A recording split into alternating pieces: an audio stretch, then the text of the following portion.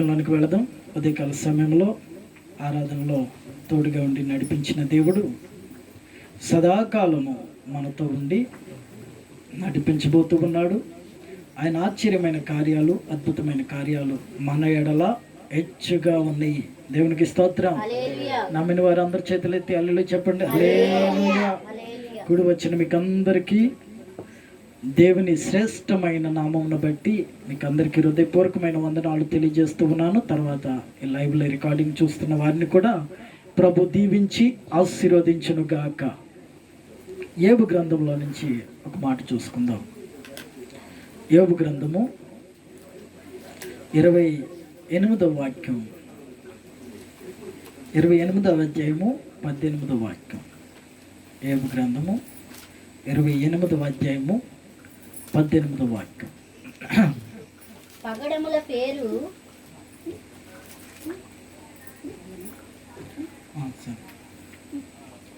పగడముల పేరు ముత్యముల పేరు ముత్యముల పేరు దాని ఎదుట ఎత్తనే కూడదు. జ్ఞాన సంపాద్యము కెంపుల కన్నా కోరతగినది. కూషు దేశపు పుష్యరాగము దానితో సాటి కాదు. శుద్ధ సువర్ణమునకు కొనబడినది కాదు. అట్లైనా జ్ఞానము ఎక్కడి నుండి వచ్చును? వివేచన దొరుకు స్థలము షాప్ ఎక్కడుంది? చాలు. దేవునికి స్తోత్రం. హల్లెలూయా. జ్ఞాన సంపద్యము కెంపుల కంటే కోరదగినది. అబ్బా, కెంపు అంటే తెలుసా? దాని విలువ ఎంతో, చాలా విలువ ఉంటుంది కెంపు. ఈ ఇటు గురించి పుష్యరాగము, కెంపు, ఈ రత్నముల గురించి, వజ్రాల గురించి ప్రకటన గ్రంథంలో ఉంటుంది.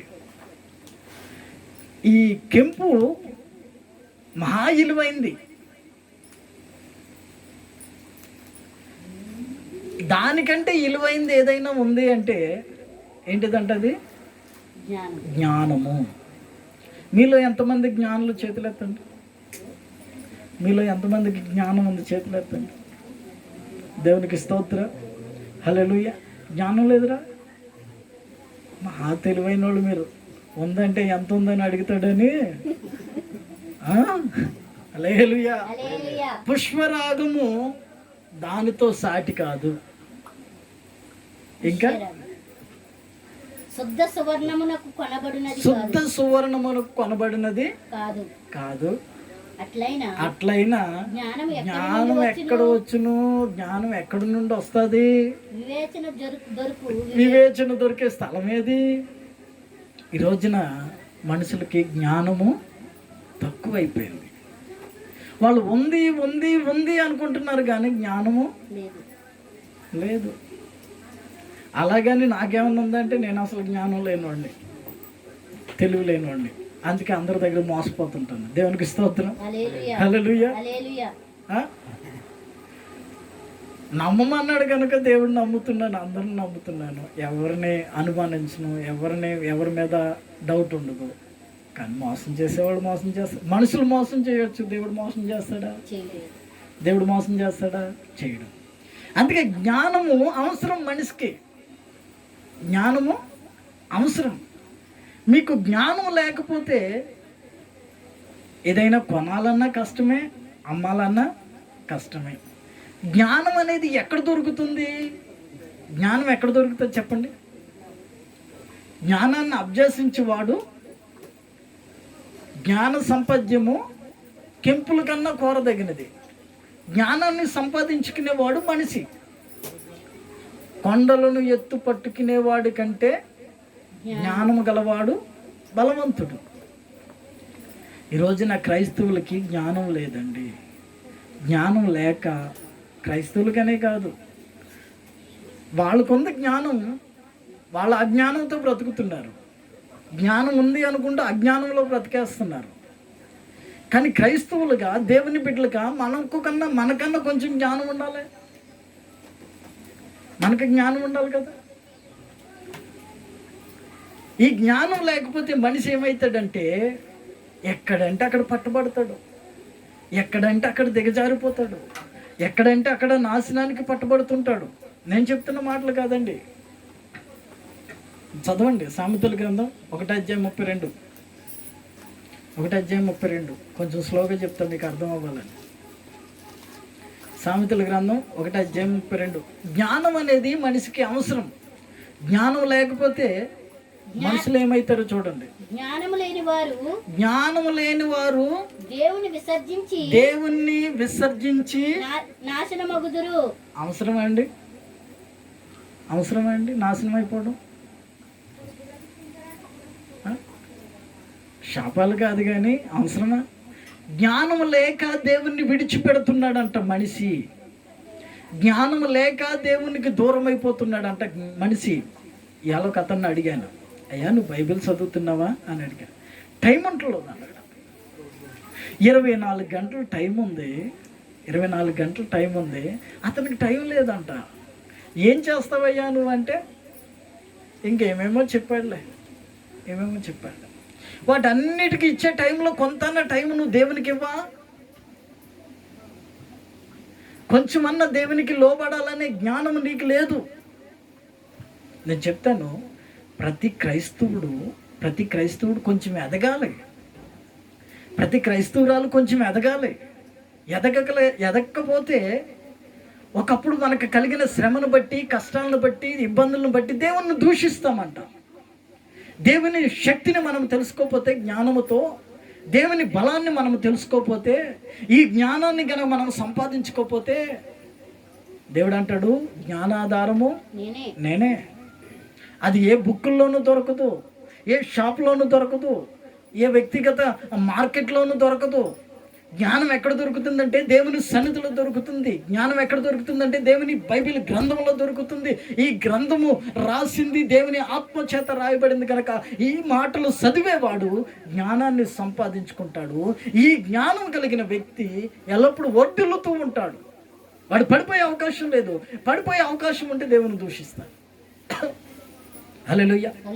జ్ఞానం లేని వారంట దేవుణ్ణి విసర్జించి నాశనమగుదురు. అవసరమా? అందుకని కొంచెం జ్ఞానం సంపాదించుకోండి. ఇవాళ కొంచెం జ్ఞానం పట్టుకెళ్ళాలి. మీరు వెళ్తా ఎంత పట్టుకెళ్తారు? కొద్దిగానా? హల్లెలూయా. జ్ఞానం సంపాదించేవాడు ధన్యుడు. వివేచన కలిగిన నరుడు ధన్యుడు. వెండి సంపాదించుట కంటే జ్ఞానము సంపాదించుట మేలు. అపరంజి సంపాదించుట కంటే జ్ఞాన లాభం ఉందిట మేలు. 3:13 ఉంటుంది సామెతల గ్రంథంలో. ఈ సామెతల గ్రంథం రాసిన ఆయన ఎవరో తెలుసా? ఒక రాజు, దావీదు కుమారుడైన సలోమాన్ రాజు. ఈ సలోమాన్కి జ్ఞానం తక్కువ ఉందా? మహాజ్ఞాని. ఆయన అంటాడు జ్ఞానం సంపాదించేవాడు ధన్యుడురా, డబ్బు సంపాదించేవాడు కాదు, బంగారం సంపాదించేవాడు కాదు. ఎంత బంగారం సంపాదిస్తే నీకు ఇలువ దొరుకుతుంది? ఒక చాట గోల్డ్ మ్యాన్ ఉన్నాడంట. ఇంచుమించు 5 కిలోలు గోల్డ్ ఉంటుందంట ఆయన మీద. ఎప్పుడు 5 కిలోలు గోల్డ్ వేసుకుంటాడంట. బంగారం చైన్లు, బ్రాస్లెట్లు ఇంత లావు ఉంటాయి. కిలోలు 5 తులాలు కాదు, 5 కేజీలు బంగారం ఉంటుంది ఆయన ఒంటి మీద. గోల్డ్ మ్యాన్ తిరుగుతాడు నార్మల్గా. మళ్ళీ దేవునికి స్తోత్రం. హల్లెలూయా. మరి ఇంట్లో ఎంత ఉందో? జ్ఞానం సంపాదించేవాడు ధన్యుడు. ఒకసారి ఇంటర్వ్యూ కూడా ఇచ్చాడు యూట్యూబ్లో. నేను ఎందుకు చెప్తున్నానంటే, నేను చెప్తే మళ్ళీ ఆయన కోసం నేను చెప్పినట్టు ఉంటుంది. ఆయన ఎవరైనా కిడ్నాప్ చేస్తే మనకు ప్రాబ్లం. ఆయన ఇంటర్వ్యూలో చెప్పాడు. దేవునికి స్తోత్రం. హల్లెలూయా. అది ఇప్పటికి ప్రపంచం అంతా తెలిసిపోయింది. అంటే జ్ఞానము దేనికంటే విలువైంది? ఇప్పుడు 5 కిలోలు వేసుకున్న బంగారం, 5 కిలోలు బంగారం వేసుకున్న ఆయనకంటే 5 కిలోల బంగారం కంటే జ్ఞానము విలువైంది. ఇంత జ్ఞానం సంపాదించుకోలేకపోతున్నాడు క్రైస్తవుడు. నేను ఎందుకు చెప్తున్నానంటే, సినిమాకి టయానికి వెళ్తామా? రైల్వే స్టేషన్కి టయానికి వెళ్ళాలి. ఉదయాన్నే లేచి పనికి టయానికి పోవాలి. ఇంకా ఏదన్నా పెళ్లి ప్రోగ్రాం చెప్పారనుకో, మనకి భోజనాలు అన్నీ అయిపోయిన తర్వాత పోతామా టయానికి? బర్త్డే ప్రోగ్రాం చెప్పారనుకో, కేక్ కటింగ్ అయిపోయిన తర్వాత పోతామా టయానికి వెళ్తాం. ఇన్ని టయానికి చేసిన మనిషి దేవుని వాక్యానికి టైం ఇవ్వలేకపోతున్నాడంటే ఇప్పుడు జ్ఞానం ఉందనాలా లేదనాలా?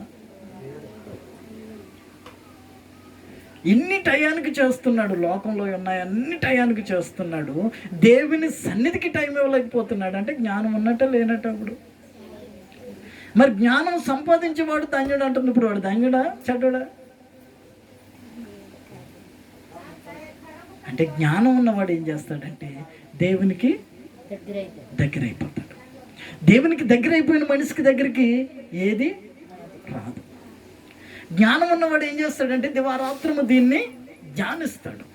దీన్ని ధ్యానించేవాడికి ఏమవుతుందంటే చక్కటి ఆరోగ్యము వస్తుంది. సింపుల్గా చెప్తాను నేనంటే, మనము క్రైస్తవత్వంలోకి వచ్చిన తర్వాత మన జ్ఞానం ఎలా ఉండాలంటే ఇంకా ఇంప్రూవ్ అవ్వాలి. లోక జ్ఞానం ఇంప్రూవ్ అవ్వడం కాదు, దేవుని జ్ఞానం ఇంప్రూవ్ అవ్వాలి. దేవుని వాక్యం అంటుంది, ఎవడైనాను జ్ఞానం కొద్దిగా ఉన్న ఎడల నన్ను అడగండి. మీకు మాట చెప్తానేనండి,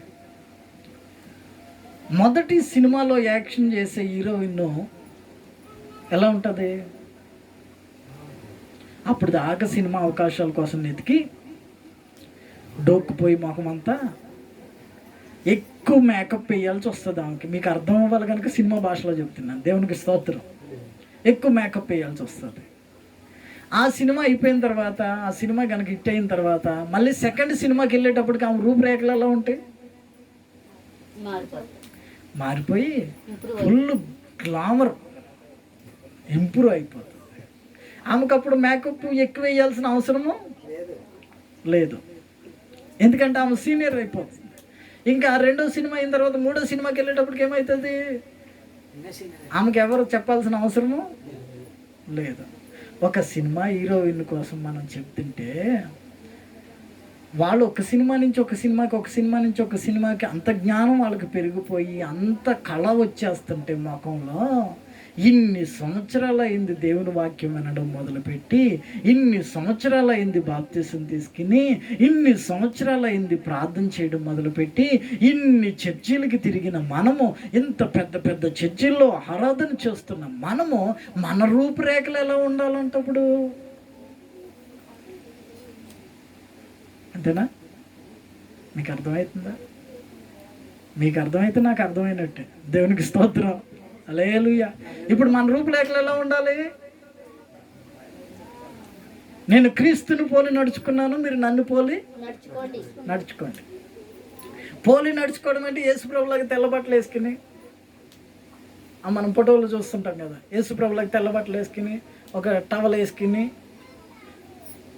ఇలాగా ఆ పోలికలు కాదు. యేసు ప్రభులో ఉన్న పోలికలు మనకు రావాలి. యేసు ప్రభులో ఉన్న జ్ఞానం మనకు రావాలి. ఈ జ్ఞానాన్ని సంపాదించేవాడంట పగడముల కంటే అది ప్రియమైంది. నీ ఇంట్లో వస్తువులన్నీ దానితో, మీ ఇంట్లో ఏమేమి ఉన్నాయో, బంగారమే ఉండొచ్చు, బీరువాలో ఉండొచ్చు, ఫ్రిడ్జ్లో ఉండొచ్చు, ఏమైనా ఉండొచ్చు. ఏంటంటే జాగ్రత్తగా అర్థమవుతుంది. మీ ఇంట్లో ఎంత విలువైన వస్తువులు ఉన్నా అవన్నీ జ్ఞానంతో సమానం కాదంట. ఇప్పుడు నా ఫోన్ ఉంది, ఈ వీడియో రికార్డ్ అయ్యేటప్పుడు ఫోను, ఆయన కొన్న ఫోన్ ఉంది, పెద్ద ఫోను, ఇది అది ఒకటవుతుందా? ఎందుకు అవ్వదంటే ఇది తక్కువ రేటు, అది ఎక్కువ రేటు కదా. అలాగే మన ఇంట్లో ఉన్న ఎంత విలువైన వస్తువులకైనా ఈ జ్ఞానము ఆ విలువైన వస్తువులు ఒకటి కాదంట, ఒకటి కావు. విలువైన వస్తువులు నీ ఇక్కడ చూడండి, నీ ఇష్ట వస్తువులన్నీ దానితో సమానములు కావు. మీ ఇంట్లో మీకు ఇష్టమైన వస్తువులన్నీ పోగేసిన జ్ఞానంతో సమానము కావంట. మరి జ్ఞానం ఎక్కడ దొరుకుతుంది? ఏవో అంటానే ఉన్నాడు, జ్ఞానం ఎక్కడ దొరుకును, వివేచన ఎక్కడ దొరుకును, ఏ మార్కెట్లో దొరుకుతుంది జ్ఞానం? ఏ మార్కెట్లో దొరుకుద్దంటే దేవుని సన్నిధిలో జ్ఞానము దొరుకుతుంది. ఈ దేవుని సన్నిధిలో జ్ఞానం ఎలా ఉంటుందంటే, ఆ జ్ఞానం సంపాదించుకునేవాడు ఇష్ట వస్తువులన్నిటిని వదిలేసుకుంటాడంట. అన్ని వస్తువులు వదిలేసుకుంటాడంట. చూడండి, దేవునిలో ఉండే కొంది మనం ఏమవ్వాలంటే సీనియర్లు అవ్వాలి. ఎలాగా? ప్రార్థన యందు,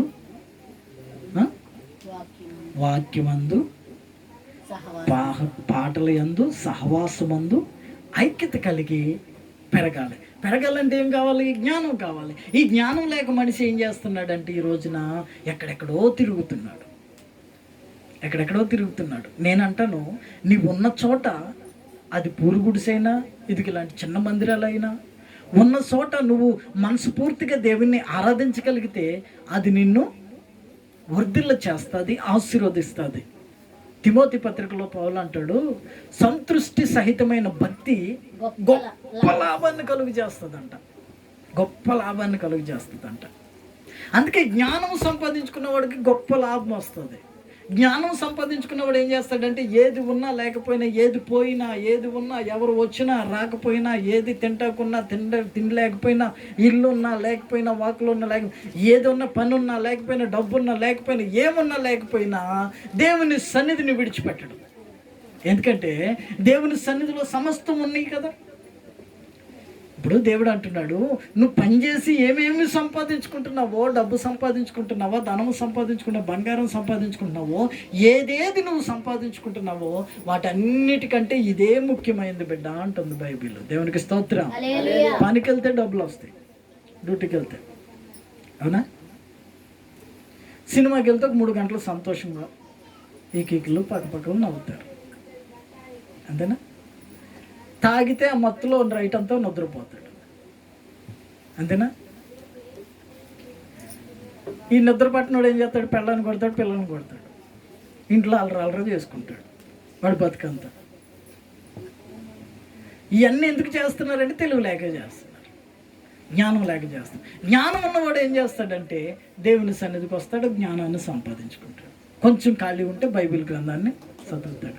బైబిల్ అంటుంది జ్ఞానం ఎక్కడ దొరుకుతుంది? ఇది సంపాదించేవాడు ధన్యుడు. 6వ తరగతి ఫెయిల్ నా బ్రతుకులోనే దేవుడు ఇంత జ్ఞానాన్ని ఇస్తే, చదువుకున్న వాళ్ళు మీరంతా, డిగ్రీలు చేసిన వాళ్ళు ఉన్నారు,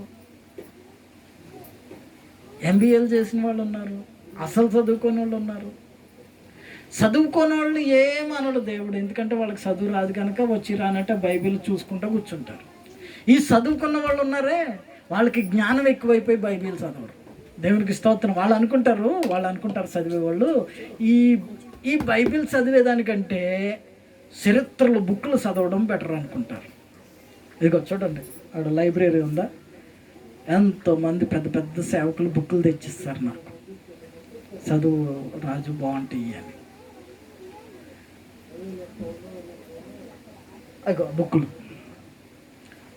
నేను కూడా పెద్ద సేవకులు ఇచ్చినాయి కదా, పెద్ద సేవకులు అంటే పెద్ద సేవకులు చిన్న సేవకులు ఏం తేడా లేదు, కానీ సేవకులు ఇచ్చినాయి, అనుభవం కలిగిన సేవకులు ఇచ్చినాయి కదా అని 1 పేజీ 2 పేజీలు చదువుదామని ఓపెన్ చేస్తానా, దేవుడు అంటాడు, అది జ్ఞానాన్ని వదిలిపెట్టి అజ్ఞానాన్ని పట్టుకున్నావేంద్రా?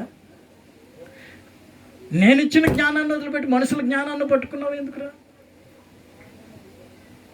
అంటాడు. మీరు చదువుకునే బుక్కులు చదవడం మానేమని కాదు నేను చెప్పేది. హల్లెలూయా. మీరు దేనికైతే వాట్సాప్లకి దేనికైతే టైం వేస్ట్ చేస్తున్నారో, ఫోన్లు చూసుకోవడానికి, ఫోన్లు అవి ఇవి చదవడానికి దేనికైతే టైం వేస్ట్ చేస్తున్నారో, మీరు 1 గంట టైం వేస్ట్ చేస్తుంటే ఆ గంటలో 1 అర్ధగంట బైబిల్ కేటాయించమని మొత్తుకుంటున్నాను. మొత్తుకోవడం అంటే అర్థమవుతుందా మీకు?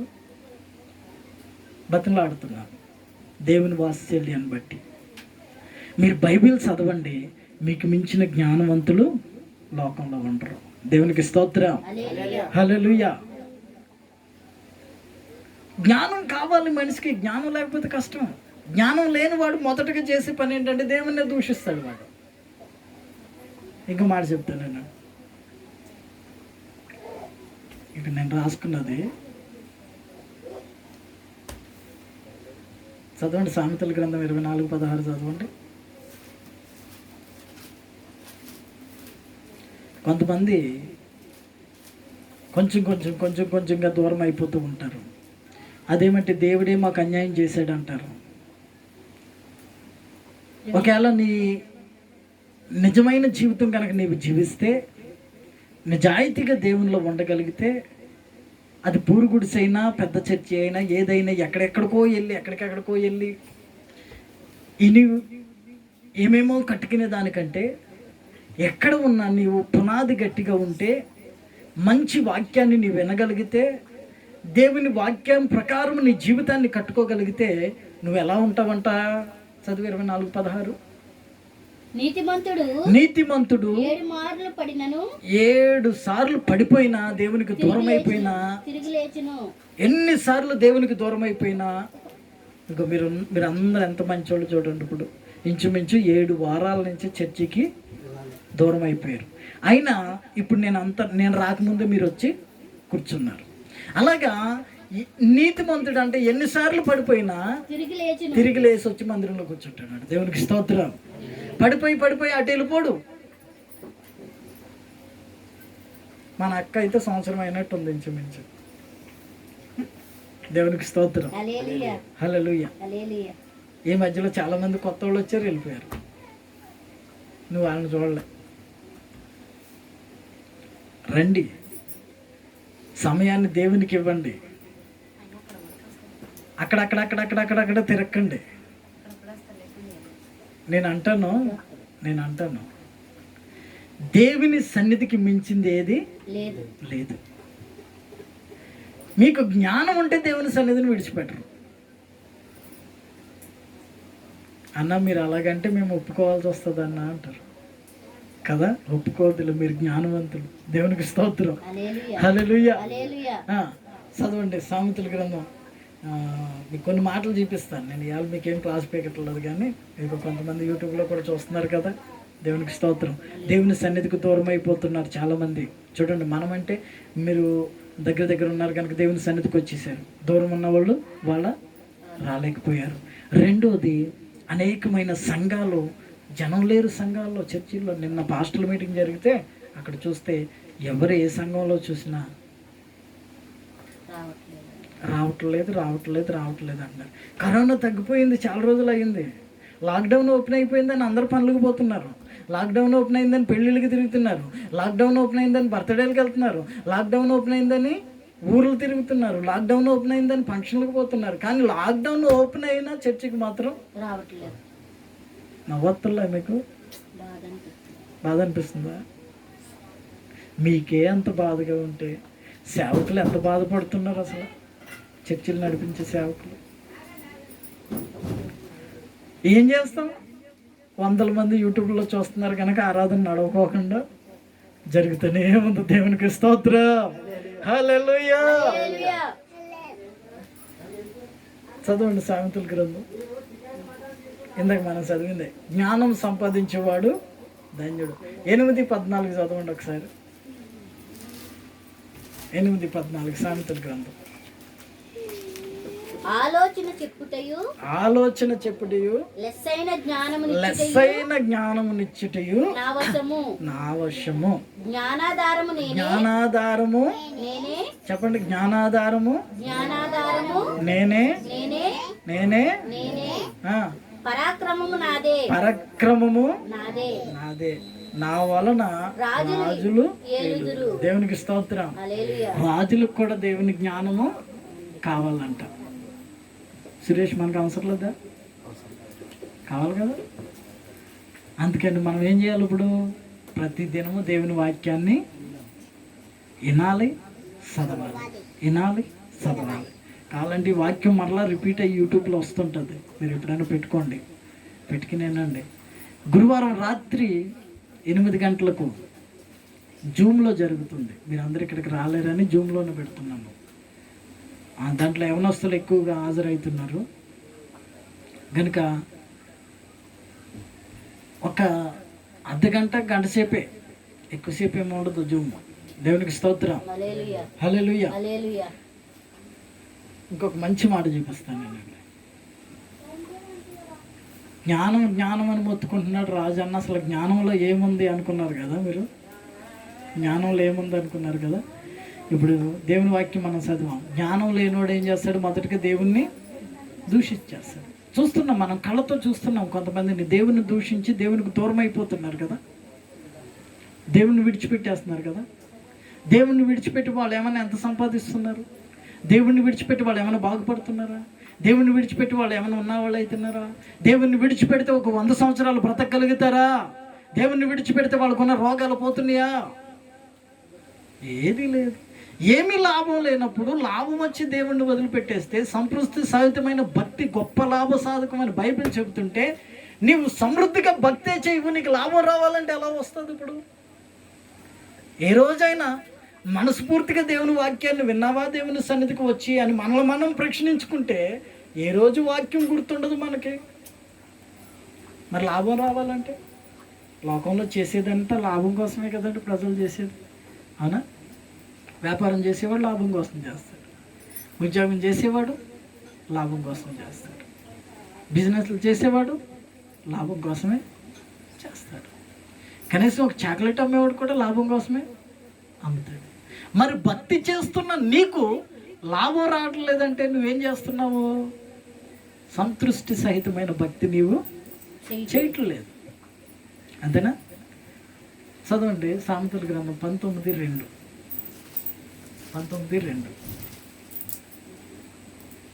ముగిస్తాను.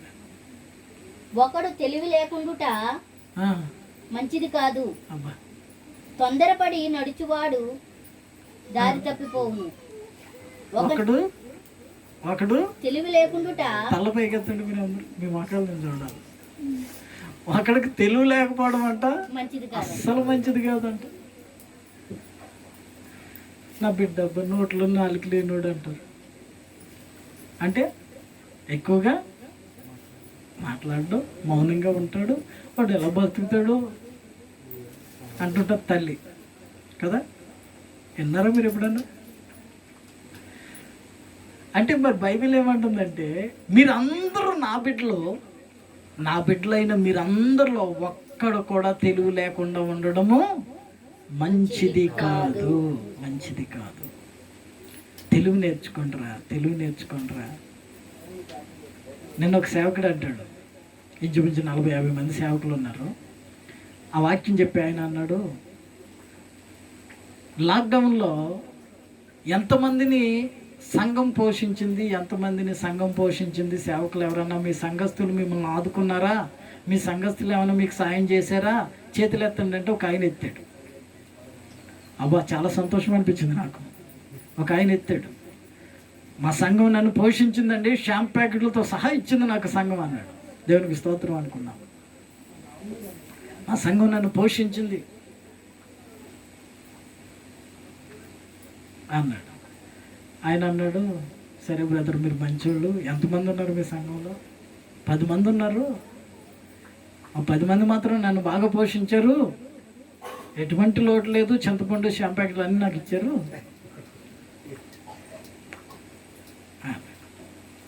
పక్కన ఒక సిస్టర్ ఉంది, ఆమె అంది, మీరు ఎందుకంటే మరి ఇంక వ్యాపారాలు మానేచ్చు కదా, మీ సంఘం మిమ్మల్ని పోషించేటప్పుడు అంది.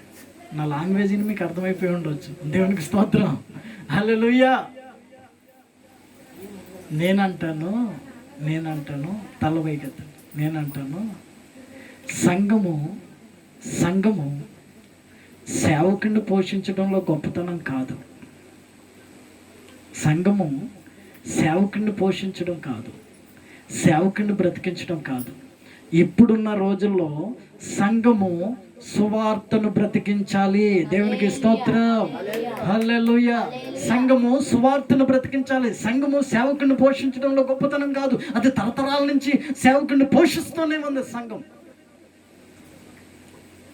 మీరిచ్చే కానుకలన్నీ దేవుని సువార్తకు ఉపయోగపడాలి. మీరిచ్చే కానుకల ద్వారా ఒక ఆత్మ రక్షింపబడాలి. ఈ సంఘము సువార్తను పోషించాలి, సంఘము సువార్తను బ్రతికించాలి. అంటే అర్థమేంటో తెలుసా? ఈ నేర్చుకున్న సంఘం, ఇప్పుడు కుమారుడు పుట్టాడు, వాడికి పాలన్నం కానించి పెరుగన్నం కానించి అన్నీ పెట్టి తర్వాత చికెన్ బిర్యానీ మటన్ బిర్యానీ పెట్టి వాడిని పెద్ద చేస్తే వాడు తల్లిదండ్రులను పోషిస్తున్నాడు. అవునా? మీరు కుమారులుగా కుమార్తెలుగా సంఘములో మీరు తింటున్న ఆహారము అది ప్రజలకు పెట్టాలి, సువార్తను బ్రతికించాలి. దేవునికి స్తోత్రం. ఏం ఆహారం తింటున్నారు మీరు ఇప్పుడు? ఆత్మ సంబంధమైన వాక్యము తింటున్నారు మీరు. ఈ వాక్యముని బ్రతికించాలి, ఈ వాక్యాన్ని పోషించాలి. మీరు ఈ వాక్యాన్ని పోషించాలంటే అది అనేక మందిలో నాటాలి. నాటినప్పుడు అది ఎదుగుతూ ఉంటుంది.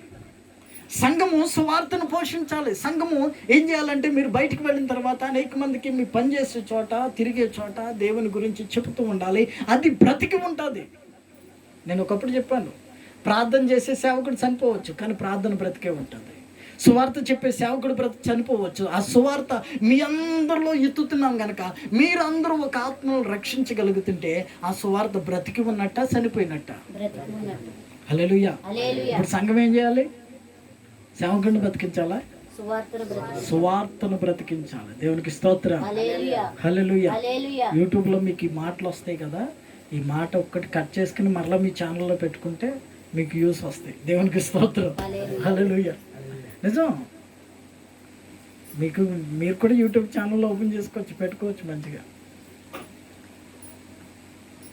సంఘము సేవకుడిని పోషిస్తుంది, కరెక్టే. అలాగే సువార్తను కూడా బ్రతికించాలి. సేవకుడు ఎంత లెక్క తిరిగి వస్తాడు? సేవకుడు ఎక్కడ తిరుగుతాడు? ఎంతమందికని చెప్తాడు? చూడండి, కొన్ని పెద్ద సంఘాల్లో పాపం సేవకులు బయటికి వెళ్ళి సువార్త ప్రకటించడానికి ఉండదు. చిన్న సేవకుల గురించి నేను చెప్తాను. వాళ్ళు కష్టపడుతున్నారు. చిన్న సేవకులు అంటే ఇది నాకులాగా పరిచర్య చేసేవాళ్ళు, 2-3 పెట్టుకుని పరిచర్య చేసేవాళ్ళు. వీళ్ళ కష్టం ఎలాంటిదో తెలుసా? నువ్వు అక్కడికి వెళ్ళాలి, ఆయన ఎటు వెళ్ళడు, కానీ నీ దగ్గరికి వచ్చే సేవకులు ఉన్నారే, నిన్ను ప్రేమిస్తున్నారు. నీ బాధ ఏంటో తెలుసు, నీ కష్టం ఏంటో తెలుసు, నీ శ్రమ ఏంటో తెలుసు.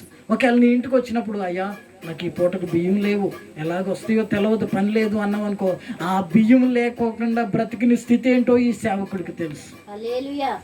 ఆ తిండి లేకుండా బ్రతికిన స్థితి ఏంటో ఈ సేవకుడికి తెలుసు.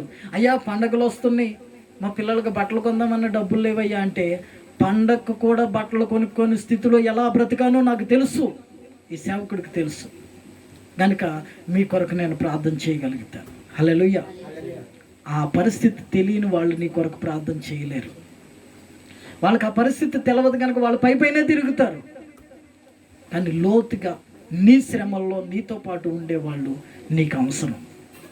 కనుక నువ్వు సువార్తను బ్రతికించాలి అంటే సువార్తను వినాలి, వాక్యాన్ని వినాలి, జ్ఞానాన్ని సంపాదించుకోవాలి, ఈ జ్ఞానాన్ని అనేక మందికి చెప్పాలి. అది సువార్త బ్రతికించడం అంటే. అవునా? అర్థమైంది ఇప్పుడు? దేవునికి స్తోత్రం. ప్రభు మిమ్మల్ని అందరినీ జ్ఞానము కలిగిన ఆత్మతో నింపునుగాక, జ్ఞానాత్మతో నింపునుగాక, దైవ సంబంధమైన జ్ఞానాన్ని విస్తరింపచేయునుగాక, ఆత్మ ఫలాలతో నింపునుగాక, అభివృద్ధి పరచునుగాక. ఆశ్రయ దుర్గముగా ఆయన మీకు తోడుండి ప్రతి కష్టము నుంచి మిమ్మల్ని విడిపించి నడిపించునుగాక. ప్రభు ఈ కొద్ది మాటలు మీ వెనుకల్లో ఫలభరితంగా మార్చి దీవించునుగాక. దేవునికి స్తోత్రం. హల్లెలూయా. హల్లెలూయా. ఒకడు జ్ఞానం లేక ఉండటం మంచిది కాదు, జ్ఞానం లేకుండా ఉండటము మంచిది కాదు. హల్లెలూయా. జ్ఞానం లేక ఎక్కడెక్కడో తిరుగుతున్నారు, జ్ఞానం లేక ఓదార్పు లేక తిరుగుతున్నారు. జ్ఞానం ఉన్నవాడు ఆత్మహత్య చేసుకోడు, జ్ఞానం ఉన్నవాడు భార్యకి విడాకులు ఇవ్వడు, జ్ఞానం ఉన్నవాడు భార్యను విడిచిపెట్టడు, జ్ఞానం ఉన్నవాడు పిల్లలతో విరోధాలు పెట్టుకోడు, జ్ఞానం ఉన్నవాడు పక్కోళ్ళతో గొడవలు పెట్టుకోడు, జ్ఞానం ఉన్నవాడు సమాధాన పడుతూ ఉంటాడు, జ్ఞానం ఉన్నవాడు కక్షలు పెట్టుకోడు, జ్ఞానం ఉన్నవాడు పగ పెట్టుకోడు. ఈ జ్ఞానం ఏం చేస్తుందంటే మనుషుల్ని ఐక్యత పరుస్తుంది, ఈ జ్ఞానము మనుషుల్ని పోషిస్తుంది. ఈ జ్ఞానము ఇంకా మీరు సామెతల గ్రంథం కనుక మీరు చదివితే ఇంటికి వెళ్ళిన తర్వాత, ఆ జ్ఞానము కుడి చేతిలో దీర్ఘాయువును, ఎడమ చేతిలో ధనఘనతలు ఉన్నాయి అంట.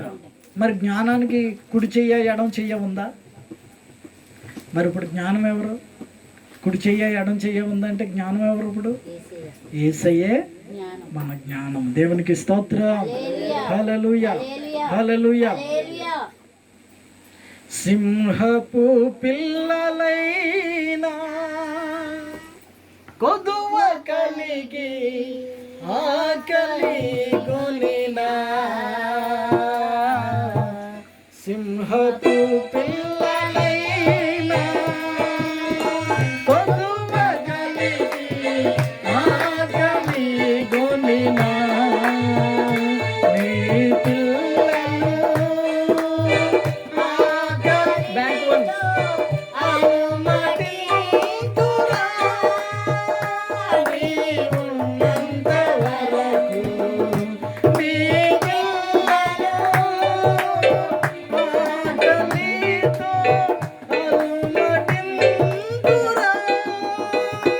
నీ ఉన్నంత వరకు ఆశ్చర్యకరుడా, ఆలోచనకర్తవు ఆశ్చర్యకరుడా, ఆలోచనకర్తవు నిత్యుడగు తండ్రివి నా షాలేము రాజు, నిత్యుడగు తండ్రివి నా షాలేము రాజు, ఆశ్చర్య